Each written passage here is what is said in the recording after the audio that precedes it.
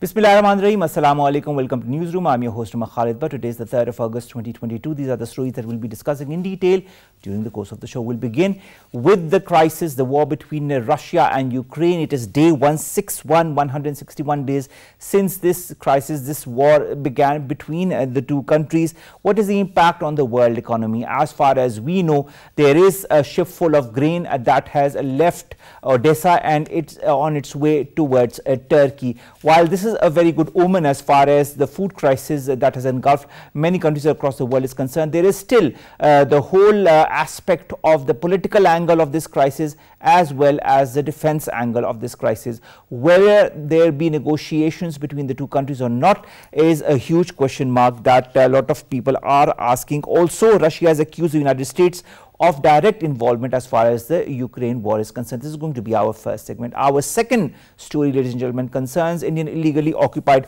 Jammu and Kashmir, the Indian atrocities in the Indian held region that continue. And of course, we have the 5th of August that is coming. It's just around the corner. Friday will be the day when 3 years back, in fact, in 2019, on the 5th of August, the Articles 370 and 35A were abrogated, as a result of which the whole new spate of barbarism commenced from the Indian side towards the people of Indian illegally occupied Jammu and Kashmir. We'll talk about the continuity of that barbaric process and what needs to be done. Then we'll be talking about the important visit of our Foreign Minister Bilawal Bhutto Zardari Saab to the ASEAN Regional Forum, otherwise known as the ARF. He is leading the Pakistani delegation at the 29th ministerial meeting of the ASEAN Regional Forum, which is being held in Phnom Penh in Cambodia from the 4th to the 6th of August this year. He will also be meeting important leaders that are part of ASEAN, and of course will be talking to the leaders of Cambodia as well. Then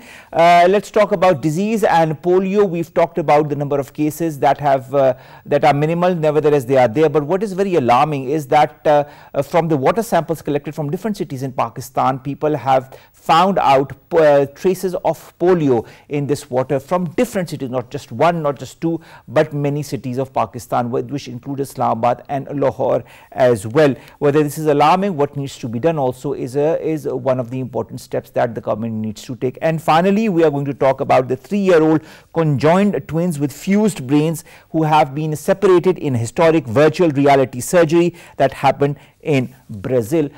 Huge operation, 7 different procedures that happened, and as a result of which these conjoined twins have now an identity of their own and are now 2 different children instead of one who were joined through their brains. Of course, it's a huge surgery, it's a very complicated surgery, but it happened, and this just shows the extent to which science has advanced across the world. Let's begin with our first segment, and that concerns the developments as far as the Ukraine-Russia war is concerned. Today is the day 161 of that war. A lot of important details are happening on the political front, on the economic front as well. More in the following report. Ukraine crisis has exacerbated global challenges as flood inflation has soared across much of the developing world and has trapped several richer countries in a cycle of rising prices. A report by World Bank has found that war in Eastern Europe would hit many countries with an increase in food bills worth more than 1% of their annual national income, while others would fail to contain the impact and be plunged into a full-blown debt crisis. Exhibiting a stunning diplomatic breakthrough, Turkey announced that a deal has been reached with Russia to allow Ukraine to resume exports of grains through the Black Sea. The first ship to depart Odessa under a landmark grain deal is continuing its journey towards Istanbul, where it will be inspected before heading to Lebanon. Ukrainian presidential advisor said that about 22,000 Russian troops are preparing to advance on the major cities. The US announced a new tranche of weapons for Ukraine's forces worth $550 million, including ammunition for rocket launchers and artillery guns. Russia has accused the United States of direct involvement in the Ukraine war, highlighting the way Kiev used US-supplied long-range HIMARS rocket launch systems. In a letter to the participants of a conference on the Nuclear Non-Proliferation Treaty, Russian President Vladimir Putin warned that there could be no winners in a nuclear war and no such war should ever be started. Jauhar Saleem Saab, who is the Pakistan's ambassador to Italy, joins us online. Jauhar Saab, thank you very much to have joined us. Sir, let's begin with the accusations that have been emanating. We've heard the accusations and the counter accusations, but let's talk about the latest spate of accusation. Russia accuses the United States of a direct involvement in the Ukraine war. How much of all of these accusations are justified? Well, first of all, these accusations are nothing new. Russia has been accusing the US, first of all, of course, supplying weapon to Ukraine, which the US is openly doing, the European Union as well, I think in a very unusual move, has been openly financing the arms supply to Ukraine because they have a principled stance on that. Now, what is new in that is that now the Russians are saying that the US intelligence is helping the Ukrainian forces pinpoint the targets for the missile and other attacks. So this is what they're constituting. This is an accusation on their part, which in their view constitutes a direct collaboration in the military effort. Jauhar Sahib, is it going to complicate the current political situation or the geostrategic positioning of different countries in the region, including the European Union or the West? Well, there are various dimensions of this conflict, as has been mentioned in the presentation that we just had. Of course, there's the political and the economic dimensions. I think, and then the military one, which is very, on the military side, what we see is the conflict is still intensifying in many ways. For instance, in the east, we see in the Donbass region, where Luhansk has been totally under Russian occupation, and Donetsk mostly so. And in the south, what we see is in the Kherson region. And by the way, that was the first region during this war where the Russians actually they actually attacked. But now, in a very symbolic move, the Ukrainians are trying to liberate, so to speak, this region. And so this is the counteroffensive by the Ukrainians. And apparently, the counteroffensive has been moderately successful so far, as per the media reports. So the conflict is intensifying. Of course, we know that there's a talk of 22,000 more troops on the Russian side joining the conflict. The Ukrainians, on the other hand, they are claiming that while they have been getting weapons from the US and the West in general, their problem is the manpower and also the heavy weaponry, particularly the artillery that the Russians have, because they don't really have a combat to that. So what we see is, on the one hand, we see the conflict, the momentum of the conflict sustaining and in some ways strengthening. On the other side, we see some positive signs. For instance, you just mentioned about the grain export, which has started. There has been an agreement. It has left the port of Odessa and it's on its way to Turkey. Exactly, and this is supposed to be that one ship would leave daily. That is the agreement. But at the same time, the Ukrainians are claiming that after signing after finalizing this agreement, the Russians have still launched a missile attack. So we have to see how how it pans out. But Jauhar Sahib, there is a lot of confusion in all of this process of so-called negotiation or some kind of truce between the two sides. Every side is blaming the other side of not being serious as far as the negotiation process is concerned. In the past also, we've heard a lot from the Russian side that Ukraine is not serious about the negotiation process, or Ukraine is being advised not to be serious about the negotiation process. And now Ukraine is also saying the same, that Russia is not serious. I mean, who should we ask, who in your point of view is non-serious as far as negotiations are concerned, because ultimately isn't that the end solution to this whole crisis? Yeah, I think of course both the sides are accusing each other of being non-serious, and it's not surprising. This happens in any conflict. I think the problem is not about the degree of seriousness on the part of any particular side. The problem is that the huge divergence in the position of the two sides, and in terms of the objectives of the two sides from the war. And that is the sticking point, naturally, because what the Ukrainians want is the Russians to leave their territory unconditionally, let's say, or in terms of sort of or as few conditions as possible. On the other hand, Russians they see a lot of strategic interests, and they would like to see those interests being met before any withdrawal takes place.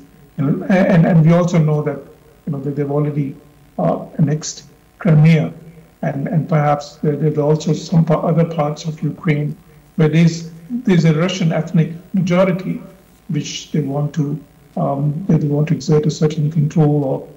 And then Jauhar Sahib, you talked of Crimea. I'd like to refer you to the fact that a rail link that is connecting Kherson with Crimea is highly unlikely to be operational, and that is due to a Ukrainian strike against a Russian ammunition train. That is what has been stated by the British Ministry of Defense. In this whole context of weaponizing Ukraine and neighboring countries, and so destabilizing the whole defense arena of the region, and then of course these attacks that are either from the Ukrainian side or from the Russian side, do you feel there's going to be a stop in it in the long term, or do you feel this is going to be a long drawn out strategy? And I'm talking about the weaponization, about the attacks.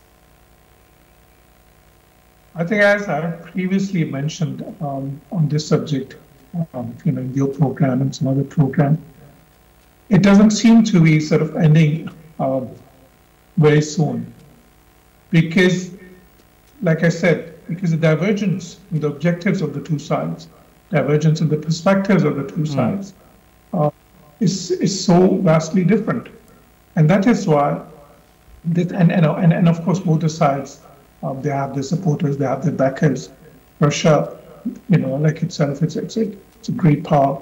Ukraine, on the other hand, has the US, the EU on its side, and we know that it's getting a lot of military assistance, it's a lot of monetary assistance, a lot of humanitarian assistance, and that is what can help them to drag and strengthen their resistance. And we see that happening. For instance, this counteroffensive which is taking place in the south, it's a clear sign of that. And it's also a sign of the fact that there's no quick end to this. But I think what we hope for is, at this point in time, there are some positive signs as well. For instance, this the resumption of this deal on grain with of course, which Turkey and the United Nations were party to. But thanks to these two intermediaries, this deal was signed. Do you feel this deal is going to be a long-standing one, or do you feel there are going to be hiccups in this as well? There are going to be hiccups, of course.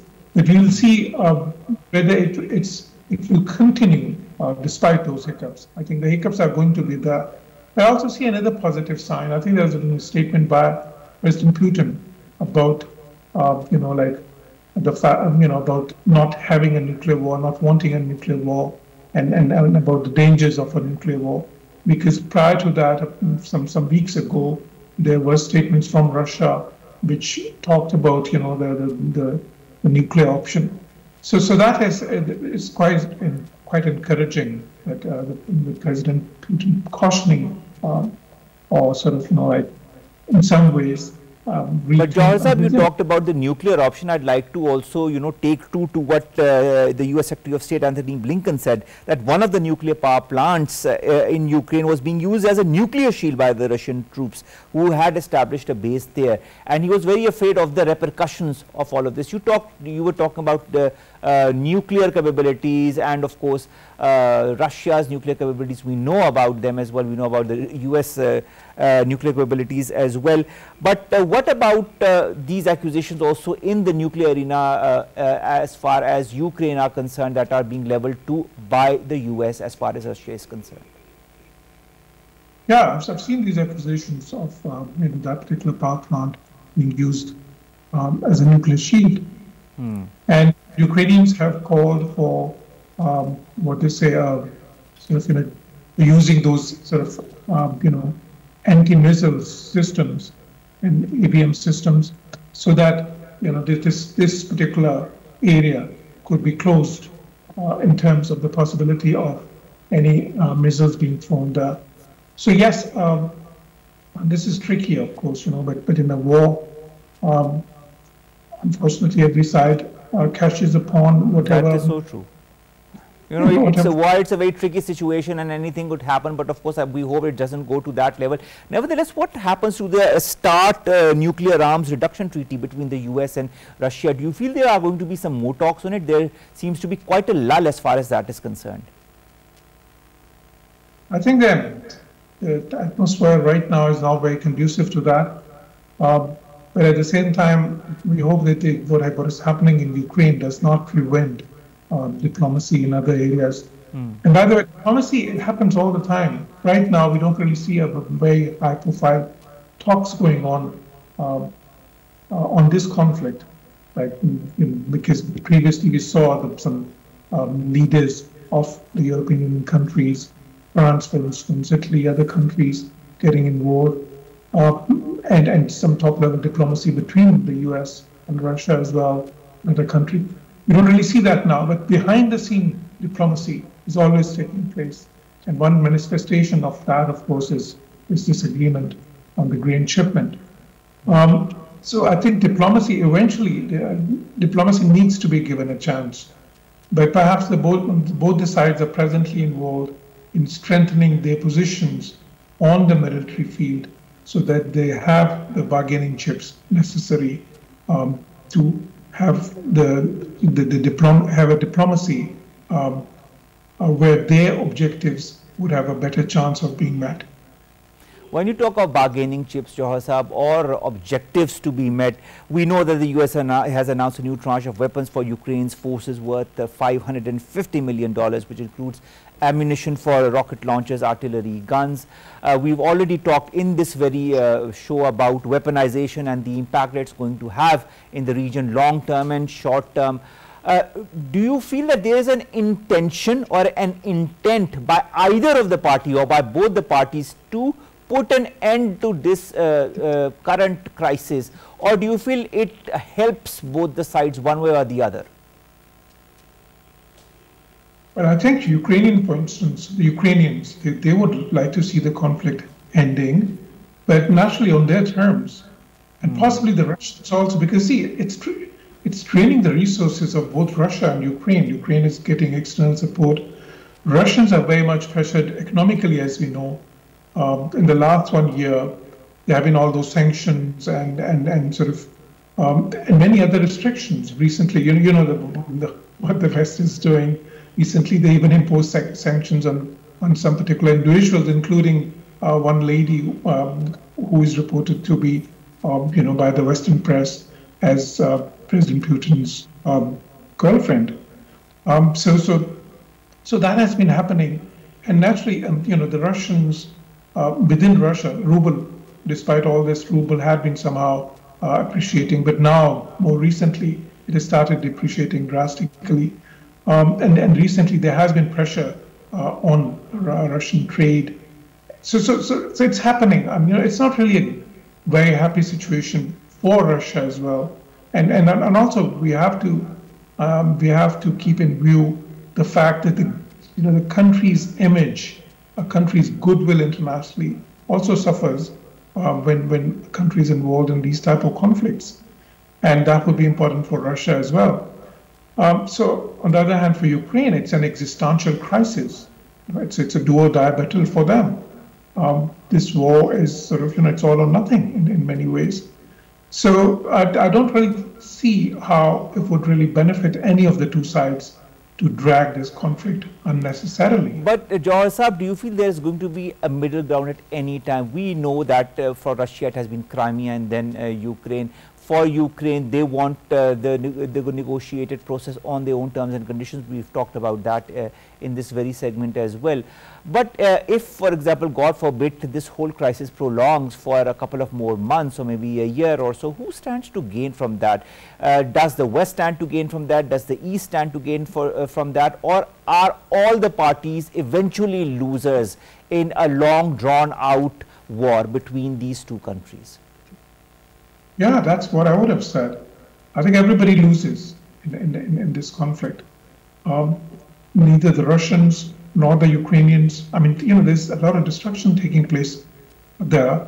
Then again, the economic cost is enormous. The instability that has been created in Europe because of this crisis is quite consequential. Then again, we see the economic impact for the entire world because Ukraine and Russia, they're one of the biggest energy exporters in the world, and exactly. Russia in particular. Then also they have the food, grain exporters in the world, oil exporters, and many metal exporters. So many commodities, these countries, especially Russia, is up there. So I think for the whole world and a world economy which was already recovering from a very, very unusual, unprecedented pandemic in many ways, once in a generation type of a pandemic. On top of that, then we had this conflict. And we see in so many countries, inflation breaking records of like decade-old records. Like in Europe, it's on a 40-year high. So is the case with the US. Some developing countries are actually worst hit. You see developing because, they're the balance of trade, their macroeconomic balances, they're all just off. And we see, what happened in Sri Lanka. We see what is happening in many other countries. We see what is happening in Pakistan. In fact, it is in many ways the situation that we see in Pakistan. It has an element of the impact of the war in Ukraine. So it's not an ideal situation for anybody, I would say. That I totally agree with you. It's not an ideal situation for anybody, but nevertheless, the situation is right in front of our eyes, and every passing day is an extension of the crisis that is engulfing not only the countries but also the world. Speaking of gas, you talked about gas and petrol and how that is of course affecting the supply to the West is also being affected because of this crisis. Let's talk about the Nord Stream 1 gas pipeline as well. There was some issue with this pipeline, but Russia said it's not its fault, that there is little it can do to help with the urgent repairs that are required for the malfunctioning of the Nord Gas 1 pipeline. But the accusations from the West have been continuing that it is in fact Russia that is behind, some kind of maneuvering to delay the supply of gas. Who should we believe? See, Europe is so very much dependent on Russian energy, particularly gas. When I was ambassador to Germany, I remember Germans used to import over 40% of their natural gas from Russia. Now in Italy, again, Italy imports over 40% of its natural gas from Russia. So this is the type of dependency that we see there. Germans, they were so keen on Nord Stream 1 and then 2, that despite the very strong US opposition, Chancellor Merkel refused to stop that project. But once this conflict started, then the situation changed. Now they are trying to diversify. They're trying to diversify the sources. Italy, for instance, recently they went to Algeria, Qatar, many other countries to find alternate sources. So is Germany. But it's not very easy to do that in the short term. True. So far as the Nord Stream is concerned, that pipeline is concerned, now it's very hard to sort of, ascertain as to whose claims are more factual. But let's see, the important thing is that the Russians are trying to use this natural gas resource that they have as a leverage. The West is saying that they're weaponizing gas. They're weaponizing this energy exports. Let's not use the word weaponize, but we can definitely see that they are trying to leverage this, and that happens.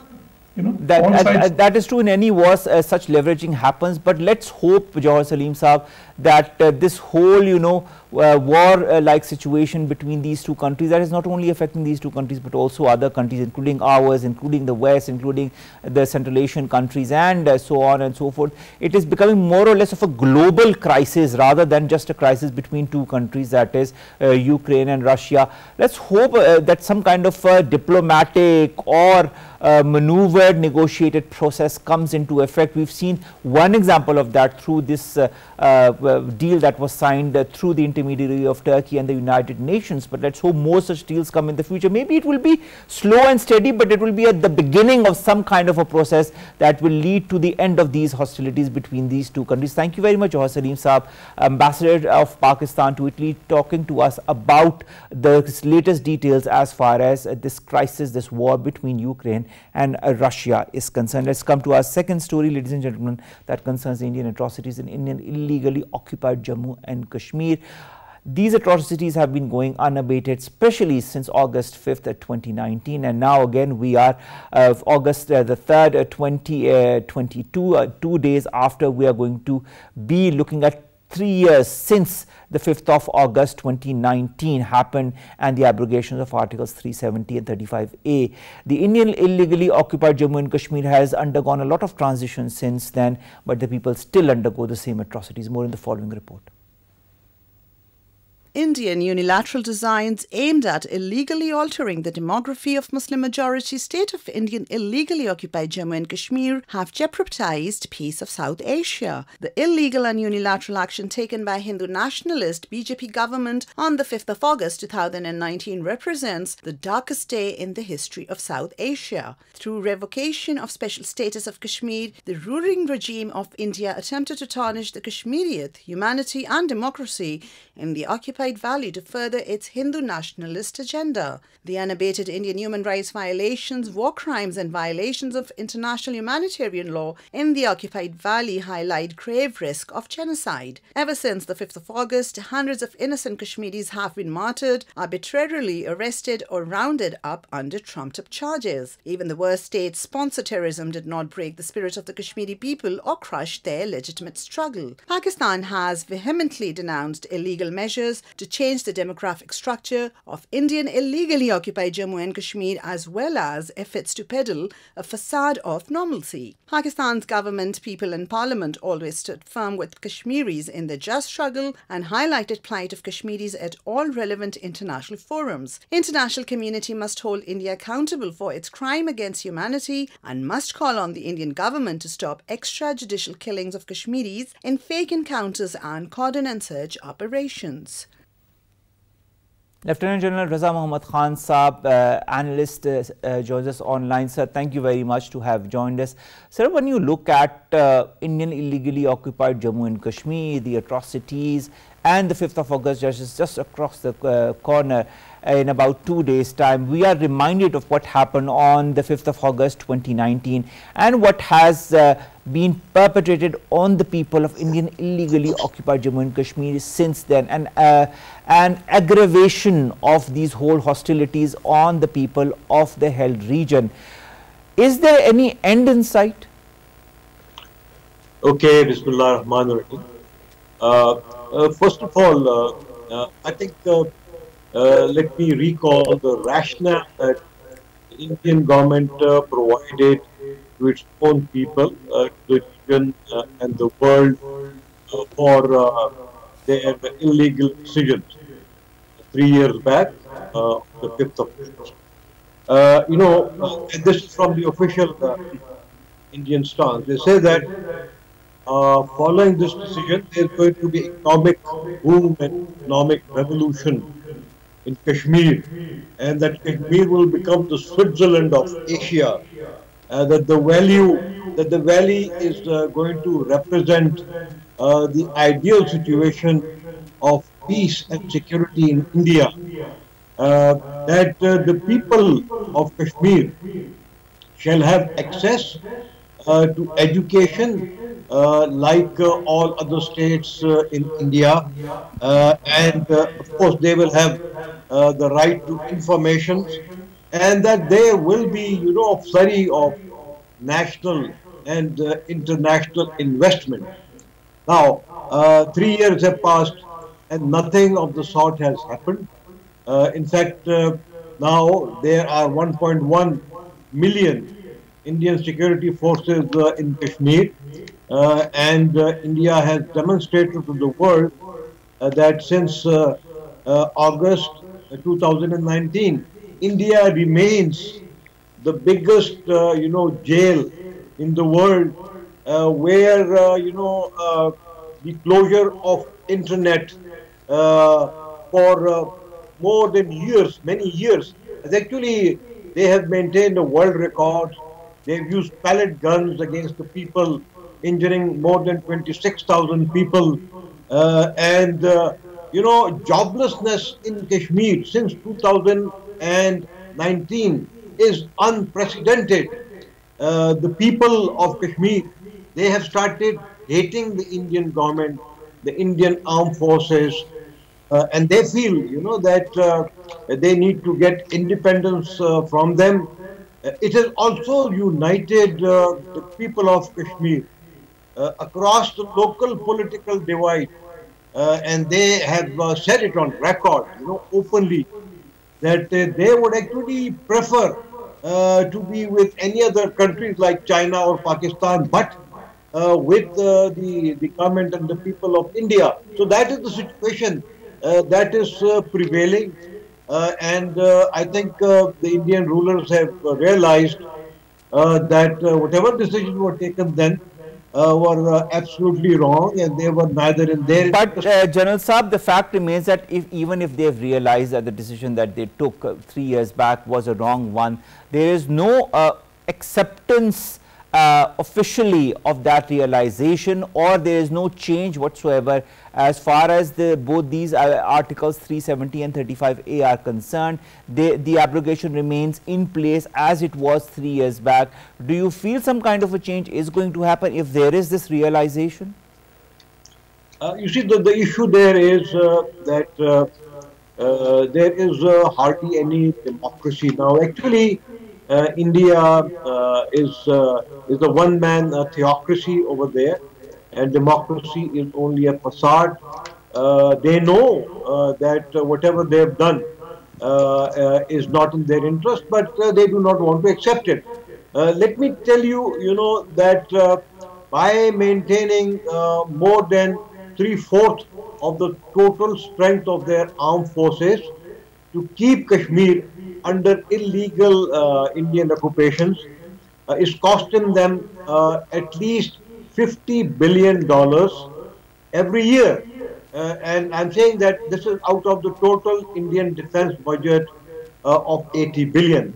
Now, if you multiply, this figure by, the more than 30 or 35 years under which the Indian armed forces have been there in Kashmir, they have spent more than $1.5 trillion and nothing has changed in Kashmir. I think the morale of the people is still very high, respect, irrespective of whatever the Indians are doing, and they are prepared, to go to any extent to get their independence. But General Saab, it also seems like the Indian government is also willing to go to any extent to curb the voices of any sane elements, any community, any person from any religion who wants to talk reality or some sense to the Indian government. We see the stories we've heard, we've talked with you about the stories of the journalists as well, who have either been incarcerated or their voices muted. Nobody in Indian held Jammu and Kashmir can post anything online that is even remotely true to what the real situation in the region is, because as soon as they do that, there is a curb on them. Either they are incarcerated or the post put down, or other curbs put on those people. People are continuously living in a state of fear, in the state of being in a huge jail that is the Indian illegally occupied Jammu and Kashmir region. The United Nations knows about it, the West knows about it. Pakistan is doing whatever it can, but it only can go till a certain limit diplomatically, politically, morally. Then who should take the stance? Who should make that effort to make either India understand or maybe go a bit ahead as far as pressurizing India is concerned? Because I don't see either the United Nations or the West doing anything in that regard. You see, I think first of all, it is the government and the people of India themselves. They must know that there are going to be reactions to this kinds of policies. Those reactions, could be very violent and very extreme. whether they are inside Kashmir or they could even spill over to mainland India. We have seen that this has happened in the past.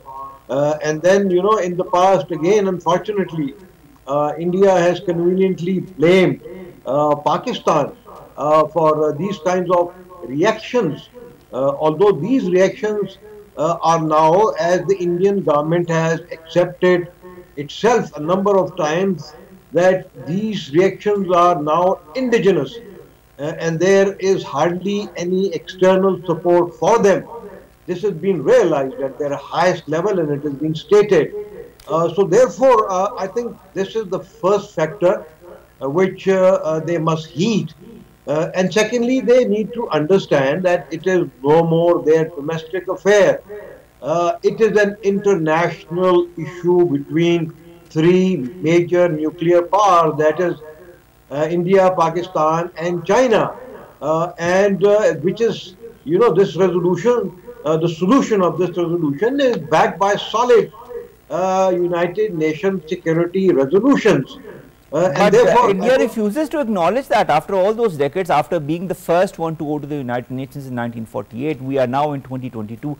India still says that Indian illegally occupied Jammu and Kashmir is their integral part, and it also talks about the north of Pakistan and says that that is also part of India. Now, when India goes to such an extent, when it knows exactly how things had been defined since 1947 and afterwards, who should start the whole process of finding a just solution for Indian illegally occupied Jammu and Kashmir and its people? You see, as I said earlier, I think the earlier the Indian people realized that whatever policy is being applied there is wrong, and this is untenable. Financially, it's untenable. You see, even the United States, having spent let's say twice the amount in Afghanistan, eventually for financial reasons alone, they had to leave Afghanistan. Similarly, I think India will have to leave Kashmir. Because time, I believe, is on the sides of the Kashmiris. And the earlier they do that, the better it would be. I would also like to quickly come, to religious freedom, particularly in Kashmir. We are aware, and the world should know, that, the Srinagar Java Masjid is closed since the last 3 years for all major, auspicious religion occasions, and people are not allowed, open to pray in the open, even on Fridays or on other occasions. So I think the United States international religious freedom organizations again need to take cognizance of this. The OIC needs to take cognizance of this. Many countries of the world, they have actually. But Raza Saab, forgive me for cutting you short, but taking cognizance is something that they have done. The OIC has done that, the West has done that, the US State Department has done that. On record, it has talked about what is happening in illegally occupied Jammu and Kashmir. So has the European Union. But taking cognizance is one thing, and translating that into action or putting some kind of a pressure tactic on India is another thing. And not only, there is this humanitarian angle to it, there is the economic angle to it. All the industry that was working in illegally occupied Jammu and Kashmir, whether it be the fruit industry, whether it be tourism, all has gone to a halt since 2019. People do not have the proper livelihoods as they used to have a couple of years back. Does India also realize that fact? Does the world also realize that aspect? Unfortunately, if they are quiet, then we know the reasons for that. I'm particularly talking about the United States, because they consider India to be their partner, in containing China and in the Indo-Pacific region. But Raza, you can be partners with the country, but also at the same time pinpoint and the illegalities that the country is involved in. Yes, but if there is, an incident in Kashmir or in mainland India, like in the past, it could, or if there is an incident in Ladakh and in other areas, between India and China. So that can flare up, and it will be very difficult either for these governments to then control the escalation or even, the major powers, the superpowers, to come in and control it. We have been talking, of subconventional war and conflicts, under the nuclear umbrella. But, that is, again, I would say, military and security rhetoric. Once this kind of a conflict starts, and obviously the main cause is going to be the unresolved issue of Kashmir, then I think it is going to become a big problem, not only for India and Pakistan and China, but the entire South Asian region and the whole world. So this is what the world needs to understand, and I think awareness needs to be created amongst the West and the United States with the friends of India. I think within India, by the Indian media, and generally speaking, I think if that awareness is increased, then let's hope that one day I think the Indian rulers will realize that peace and stability and prosperity could only be maintained if the issue is resolved, between the two countries in accordance with the UN Security Council resolution. Raza, you talk of an increase in awareness. Now, when we talk of the right to information, the right to mobility, the right to connectivity, three rights that are being denied to the people of illegally occupied Jammu and Kashmir, do you feel that certain mechanisms for awareness could help the people get these rights? And if so, who should take these initiatives? Should it be the people of illegally occupied Jammu and Kashmir? Should it be the other political parties that are part of the opposition in India? Should it be the OIC? Should it be Pakistan? Should it be other friendly countries who are in the neighborhood? Who should increase this awareness campaign as far as giving these three important rights to the people of Indian illegally occupied Jammu and Kashmir? I think all these countries and organizations that you mentioned, and here I would see, a major role of the social media, and it is the social media in Pakistan and in the Muslim countries, and the social media being used by the Kashmiri diaspora across the world, which needs to be actually now taken up for this kind of greater sort of awareness. It needs to be accordingly funded, and people should come out voluntarily, because social media has no borders, and it needs to be spread. Of course, there are going to be. But there are also curbs on social media, to be very frank, General Saab. But there are also curbs on social media, as you very well know, as far as India is concerned. So it is not only social media; it has to be the mainstream media, and efforts have to be made. By everyone, all the champions of human rights, whether they are Muslims or non-Muslims, because after all, the people of Indian occupied Jammu and Kashmir are human beings first and Muslims later on. And therefore, it becomes their responsibility also. That's true. But it's a collective responsibility, General Saab. It's a collective responsibility of the human rights organizations, of the United Nations, of the OIC, of SCO, of SARC as well, of all the organizations and the regional countries to apply pressure on India so that it changes, at least gives them the right to plebiscite, the right to determine what they want to do with their lives. The rest will be secondary, but at least give them this right. It's a human right that needs to be given. That is something that they have been asking since decades. Thank you very much, Lieutenant General Raza Muhammad Khan Saab, senior analyst, who have joined us, to have talked to us about Indian illegally occupied Jammu and Kashmir. 5th of August is just around the corner. 2 days from now, in 2019, on this very day, the rights of the people of Indian illegally occupied Jammu and Kashmir were further curbed through the abrogation of these two articles. Let's come to our last three stories. The first is our Foreign Minister Bilawal Bhutto Zardari's visit to the Asean Regional Forum, otherwise known as the ARF. It's happening in Phnom Penh in Cambodia from the 4th to 6th August. That is starting from tomorrow, and 2 days onwards. It's going to be attended by the foreign ministers and representatives of the 27 ARF member countries, as well as the Secretary General of the ASEAN. It's an important forum. It's a forum where people get to talk about situations that plague the region, that plague the world, whether it be the Ukraine war, whether it be Sri Lanka, whether it be the other issues. There are so many commonalities, there are so many issues that need to be discussed and will be discussed between Pakistan and all the other member countries as well. Since joining the ARF in 2004, Pakistan has been an active member of the forum and regularly participates in these activities. Then let's come to polio, ladies and gentlemen. Pakistan has been fighting polio through different exercises over the last couple of years.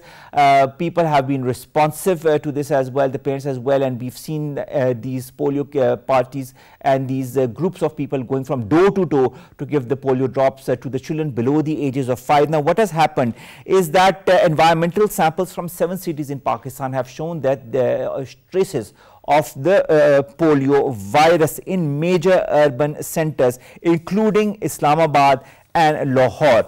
Now, these 2 cities had been declared polio free. Nevertheless, these samples cause a huge concern, and it's from Islamabad, Lahore, Rawalpindi, Peshawar, Banu Nowshera, Swat. And this shows that more needs to be done as far as the provincial and the federal government are concerned for the eradication of polio. They are doing whatever they can, but maybe more aggressive campaigns need to be put in place so that all traces of polio are curbed from Pakistan. And finally, on a rather positive note, 3-year-old conjoined twins who had their brains fused have been separated in a historic virtual reality surgery. A neurosurgeon from England successfully separated the true Brazilian twins who were conjoined in the head. You can see the images in the parallel window. On Monday, there was a charity, Gemini Untwined, announced that Bernardo and Arthur Lima, 3 years of age, who had been born with fused brains, had made it through 7 procedures at the Instituto Estudar do Cerebro Paolo Nimear in Rio de Janeiro, under the able guidance of the pediatric surgeon Nurul Owais Jilani from London's Great Ormond Street Hospital. With these advances in science, ladies and gentlemen, everything and anything is possible, but also we need a lot of zeal, a lot of dedication and a lot of passion to do the needful, and this is what this esteemed doctor has done by defusing these twins who were joined at birth. Science never ceases to amaze. With that, we come to an end of today's newsroom. We'll see you inshallah tomorrow with new story segments that pertain to us, you in Pakistan. Stay safe, follow the SOPs and get yourselves vaccinated. Allah Hafiz.